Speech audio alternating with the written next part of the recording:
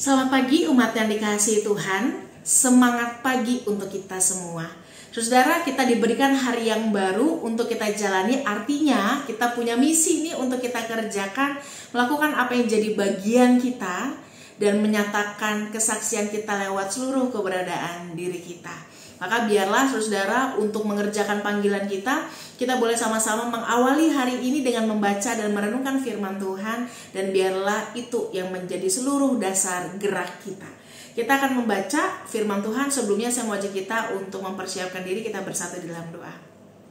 Ya Tuhan, kami bersama akan membaca dan merenungkan firman Tuhan, sehingga firman Tuhan boleh mendasari seluruh panggilan kami, seluruh kesaksian yang akan kami nyatakan dimanapun kami berada, seluruh keberadaan diri kami, apapun yang menjadi situasi dan kondisi yang kami alami. Maka biarlah firman Tuhan meneguhkan, menguatkan, dan membekali kami semua untuk bisa berproses dengan baik.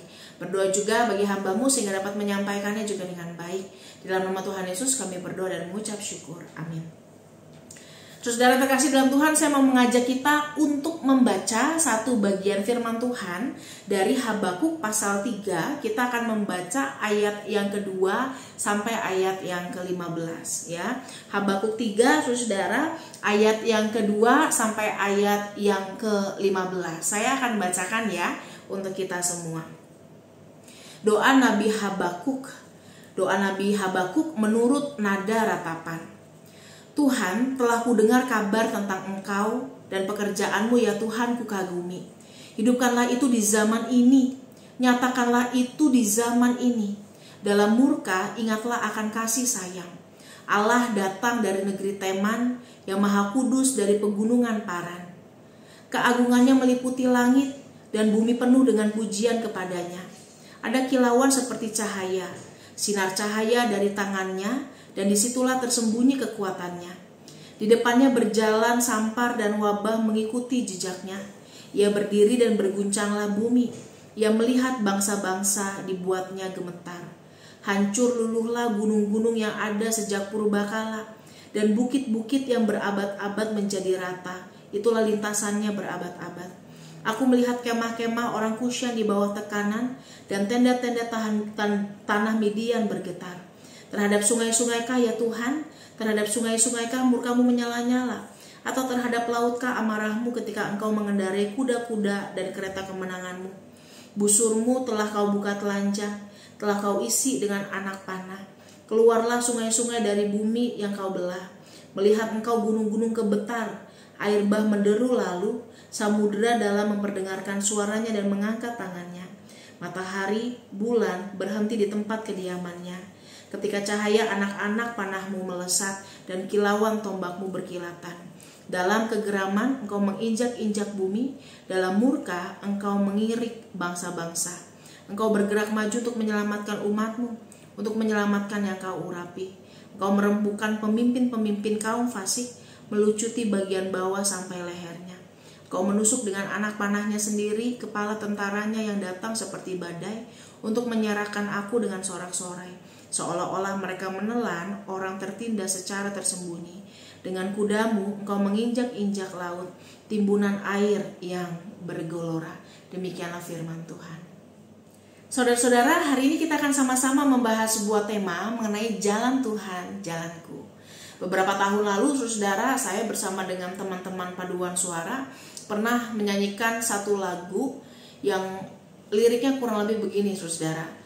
Tuhan, berapa lama ku dilupakan? Sampai kapan Engkau sembunyi dariku? Engkau sembunyi dariku.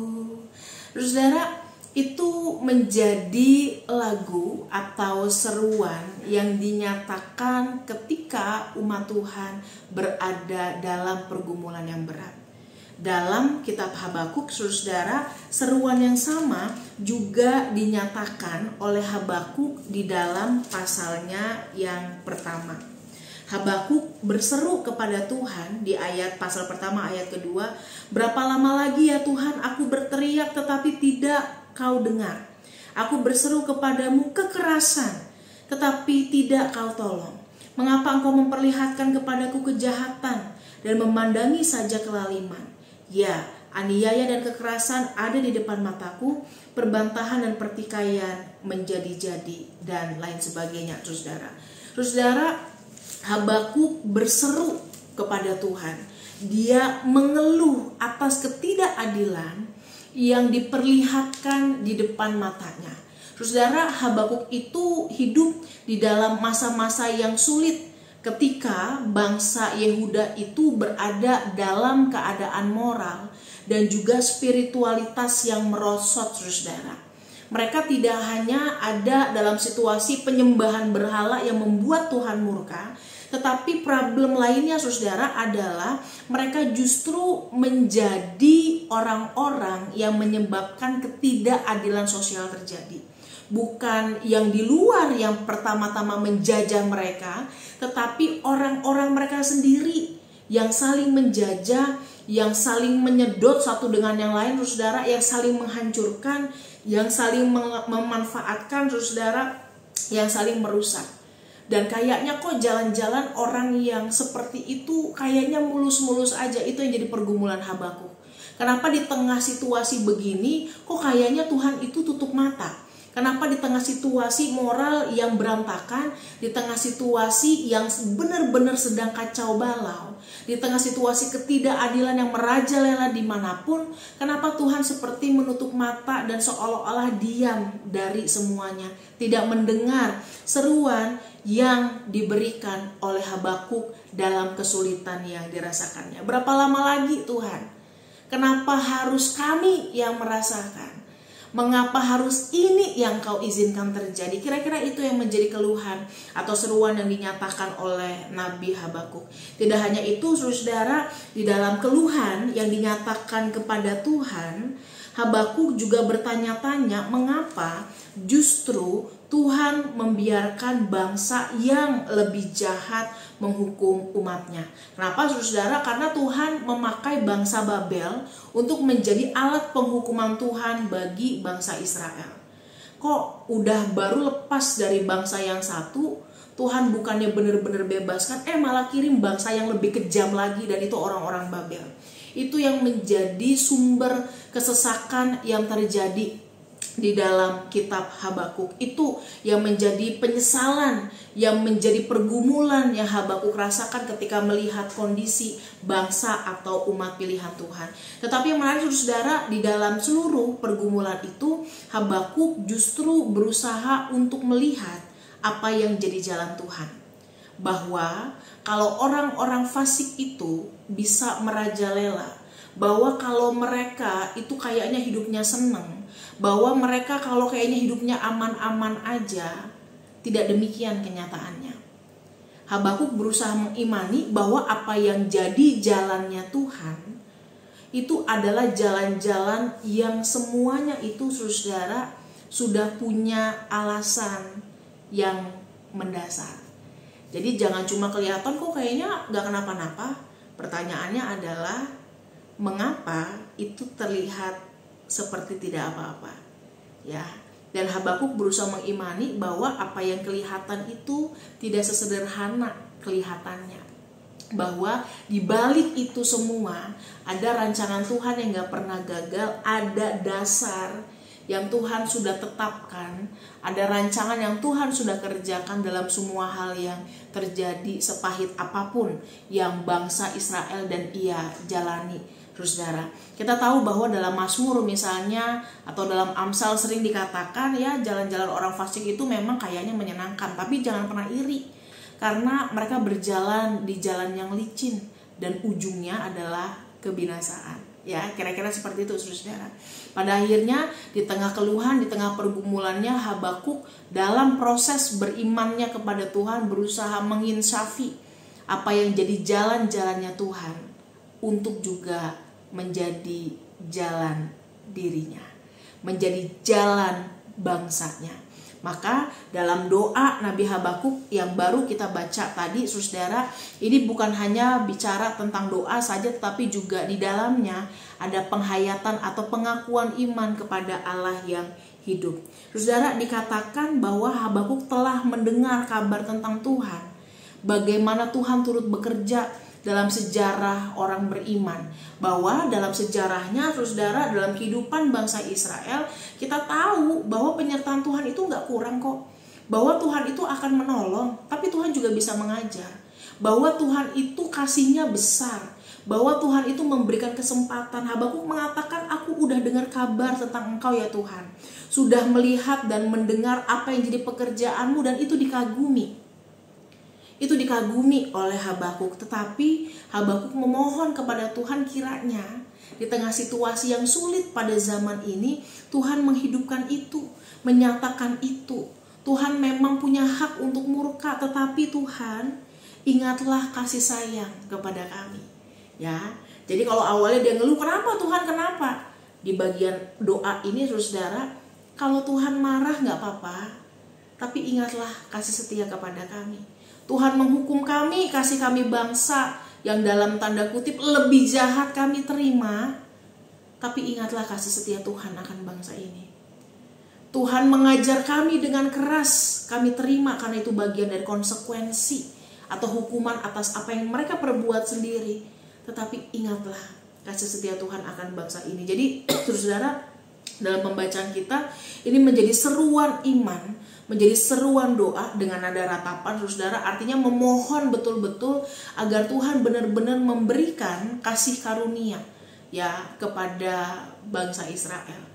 Nah, itu kan sama, saudara, seperti kalau misalnya kita belajar ya, misalnya kita belajar naik sepeda misalnya, saudara ya, kemudian kita bisa jatuh, tetapi doa dari Habakuk menyatakan bahwa ya mungkin saya bisa jatuh, tapi jangan hilang dari samping saya ya untuk menolong, kira-kira gitu. Selalu perhatikan, selalu bantu saya, sekalipun mungkin dalam prosesnya jatuh bangun dan lain sebagainya. Dan di dalam penghayatan itu, saudara, kita melihat bagaimana di dalam doa, dalam keyakinan iman, Habakuk ini benar-benar menyatakan kebesaran Tuhan ya sebagai Allah yang mencipta, mengatur segala sesuatu, bahwa tidak ada yang tidak mungkin bagi Tuhan. Semua bisa, semua mungkin asal Tuhan berkenan. Nah, ini dinyatakan, saudara, mengenai penggambaran keagungan ya Allah yang Habakuk nyatakan. Keagungan Allah itu meliputi langit, bumi-bumi penuh pujian kepadanya, dan seterusnya, saudara. Melihat engkau saja gunung-gunung kemudian menjadi gemetar, samudra dalam memperdengarkan suaranya. Bahkan misalnya di ayat ke-11, saudara, matahari, bulan berhenti di tempat kediamannya, dan seterusnya. Matahari dan bulan berhenti di tempat kediamannya, dan itu menjadi penggambaran, saudara, betapa luar biasanya Allah yang menjaga atau menuntun bangsa Israel. Di dalam pergumulan yang dirasakan, sekalipun Allah menginjak-injak bumi, sekalipun murkanya kemudian mengirik bangsa-bangsa, tetapi Habakuk tahu bahwa ayat 13, saudara, Tuhan bergerak maju untuk menyelamatkan umatmu, untuk menyelamatkan yang kau urapi. Dan tidak perlu iri dengan orang yang fasik, karena bagi Habakuk, engkau akan meremukan pemimpin kaum fasik, dan seterusnya. Saudara, ini menjadi sebuah keyakinan iman yang kuat bagi Habakuk untuk bisa terus berpengharapan ya kepada bangsa Israel, saudara, untuk menyatakan harapan kepada bangsa Israel bahwa di tengah pergumulan berat yang mereka rasakan, kasih dan penyertaan Tuhan itu akan selalu ada. Saudara, ketika kita mengalami pergumulan yang berat, apakah kita tetap bisa merasakan kasih Tuhan dalam hidup kita? Saat kita menghadapi permasalahan yang tidak mudah, apakah kita merasakan pertolongan Tuhan? Saat kita menghadapi situasi kok kayaknya baru selesai satu, udah muncul lebih berat lagi masalahnya, ya seperti bangsa Israel. Apakah kita melihat bagaimana Tuhan menumbuhkan kita, memproses kita, memberikan penolong bagi kita? Terus saudara, kalau matahari dan bulan aja bisa berhenti di tempat kediamannya, kalau samudra aja memperdengarkan suaranya dan gunung-gunung gemetar karena Allah, apalagi permasalahan yang kita hadapi, terus saudara. Apalagi orang-orang yang jahat sama kita, saudara. Jangan kurang iman, jangan kurang pengharapan. Justru semakin kita berpikir saya nggak sanggup nih, makin bergantunglah kita sama Tuhan. Makin berpikir kok rasanya berat banget, makin bergantunglah sama Tuhan. Makin benar-benar bergumul dengan apakah saya sanggup, apakah bisa, makin dekat sama Tuhan. Karena Tuhan itu sumber kekuatan kita yang mengatur segala sesuatu. Dan kita mau mengimani, saudara, bahwa apa yang jadi jalan-jalan Tuhan gak hanya menjadi milik Tuhan saja, saudara. Jalan-jalan Tuhan itu kan dinyatakan sama kita, ya, diberikan, dipercayakan. Maka biarlah itu juga boleh menjadi jalan-jalan kita, jalan-jalan yang kita tapaki.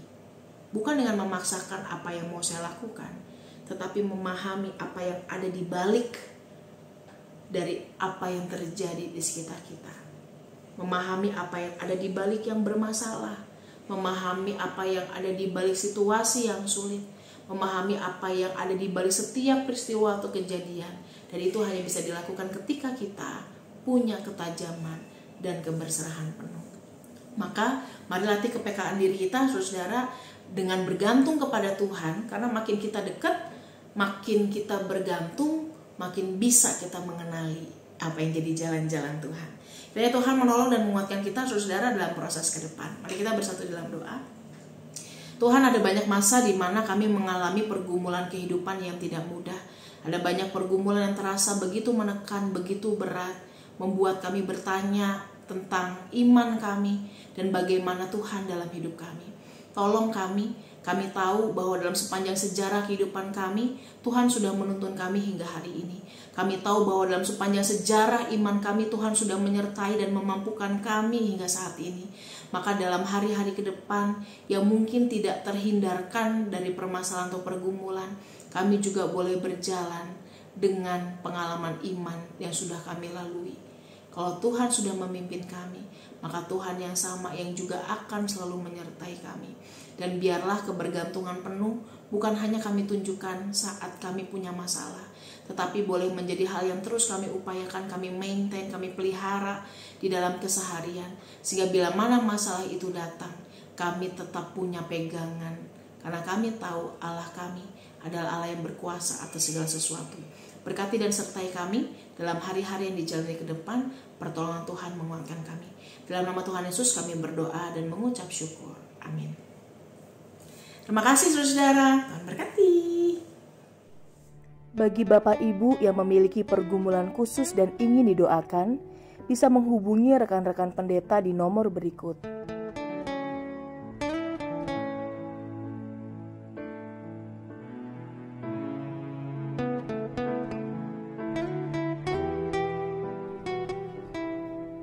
Tuhan Yesus memberkati.